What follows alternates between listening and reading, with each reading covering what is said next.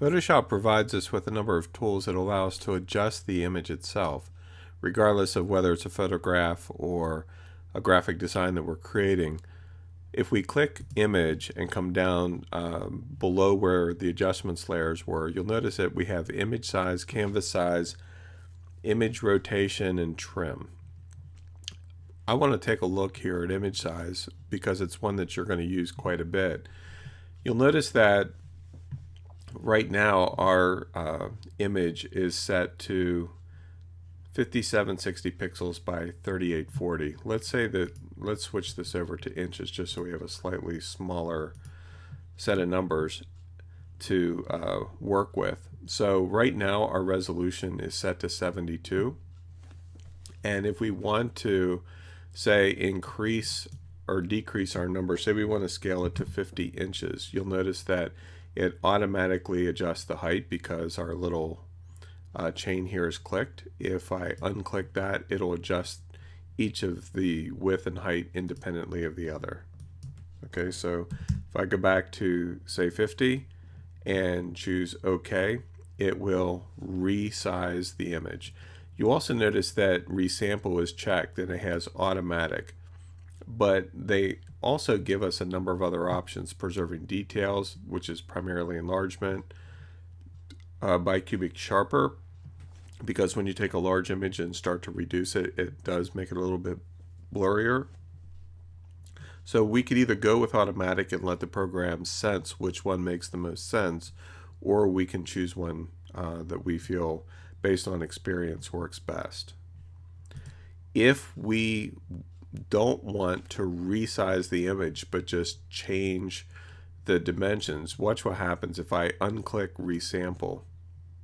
Okay, you'll notice that if I change the resolution from 72 to 300, it automatically reduces the size of the image. And why is that? Well, it's still the same number of pixels. You notice the dimensions at the top haven't changed. So all that you're doing is resetting what the resolution is. You're not affecting the size. If I choose resample and let's say we go with 72, okay, you'll notice now the pixels have changed, 1382 by 922. So we're literally resizing the image under those settings. Now you might ask, why does that even matter? Well, it can matter in some pretty interesting ways, because depending on the image that you're working with, it gives you a way of adjusting the resolution without needing to scale it up or lose anything. You can actually find out how much of your image resolution you have to work with if you're moving, say, from web to print. Okay, so like if you have an image that's say 1800 pixels, if you divide 1800 by 300, you're going to end up with 6. So at 300 dots per inch print resolution, your image is going to be 6 inches wide. Okay, and like with this image here, let's just reset this for a moment. At 72 pixels, which is screen resolution, and we set this to images, this image is 80 inches wide, 80 inches. If we turn off resampling and change our resolution to 300, it's now 19.2 inches high. We haven't removed any pixels. It actually just makes it sharper, but the width and the height is different. And so that's where it comes into play. It really depends on what you're after. Now, in some cases, you may have an image that you want to scale up that's smaller than you prefer, and you need to scale it up a little bit larger. And that's where it can make sense perhaps to use like bicubic smoother or preserve details, depending on the type of image that you're working with. We also have canvas size. Now, canvas size works different from image size. Canvas size starts with the current size of the image that you have, and you'll notice you have the little arrows here. So let's say that I actually wanted to make this image taller or add additional canvas space to the image, say at the bottom. Okay, so I can change the height from 53 to say 70. and choose the anchor point to be top center. So what that tells the program is that the additional length that I'm adding should just be applied to the bottom. If I click the bottom center, it's saying that it should be applied to the top. And then as the program extends the canvas, I can actually choose how it does that. Do I want it to use the background color, the foreground color, white, black, gray, or other? Okay, so in this case, I'm probably going to choose black. So what happens when I click OK, it extends the canvas with the black color, and then the original photograph is here. So now it's higher than what it was before we applied the canvas setting. And I found very often, just as a side note, that if you're working with photographs especially and you want to extend the canvas, it's usually not a bad idea to make a copy of your background image first.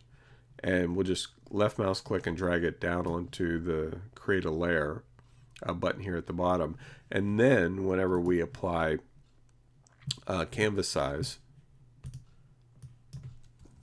let's just make it a little bit smaller, it still has the same end result, but you'll notice now the original photograph is preserved without any, the color added. And so there's an advantage to approaching it that way.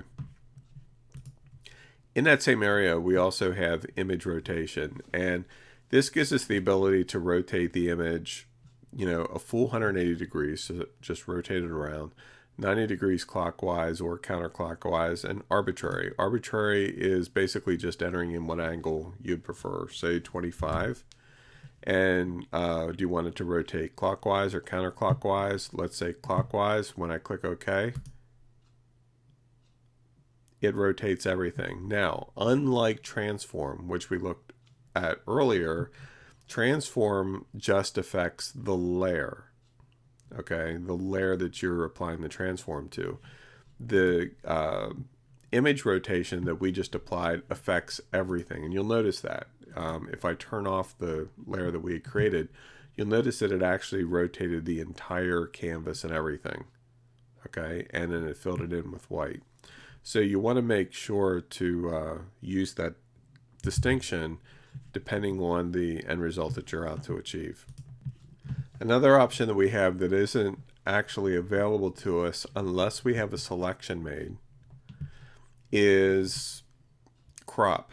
And what it will essentially do with the selection made, if I choose crop, it will crop to just that selection, and you'll notice how it did that. Next we have trim, and trim has some uses to it that can come in handy depending on the types of images that you're working with and other layers. And let me give you an example. Let's copy this background so that we have an additional layer, and I'm going to make it a little smaller so it's easier to see this. And then I'm going to use transform to just scale up the layer. And so you notice that, let me just turn the background off here. You'll notice that I can move this layer around because of how I scaled it. So let's say that I want it to just fit into this area. So by fitting it into this area, we have all this extra part of the image over here to the left. See, it's still there if I slide it over. But if I come up to image and choose trim, what it will do is it gives us the option. We can choose based on transparent pixels or the bottom left corner or whatever. We can determine how it trims. And essentially, it's kind of like taking a pair of scissors and cutting off all the excess. Okay, so the default is a top left pixel color, and that's what we're going to use. If I click OK, watch what happens to the image now. Now when I move it, notice that all that excess is gone. Okay, so that's where it really comes in handy. In previous versions of Photoshop, I believe this was referred to as crop. Okay, but now it's called trim, and it's under this section here. Reveal all basically does the opposite. It actually, if we undo the trim, let me just undo that using history. If we come up to reveal all, you'll see that it resizes the image based on what was previously there. In other words, if I turn off the bottom layer and show the background, you'll see that it actually rescaled the entire image based on the larger size that I had scaled this layer up to. And then it just added the background color to make up the difference. Okay, so it's essentially the opposite of trim.